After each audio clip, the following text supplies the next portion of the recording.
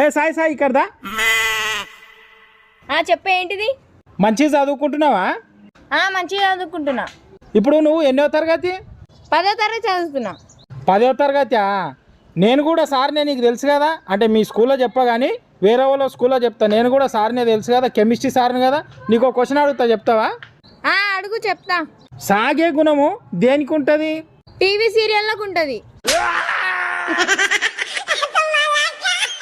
మీ దుంపలు మీరెక్కడ తయారయ్యారా బాబు? బుజ్జి, చెప్పేంది? మన పెళ్ళి అయ్యి 5 ఏళ్ళు అవుతున్నది కదా. అవునయింది.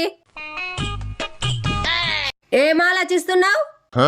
ఇదే గవర్నమెంట్ ఉంటుందా, గవర్నమెంట్ చేంజ్ అవుతుందా అని ఆలోచిస్తున్నా.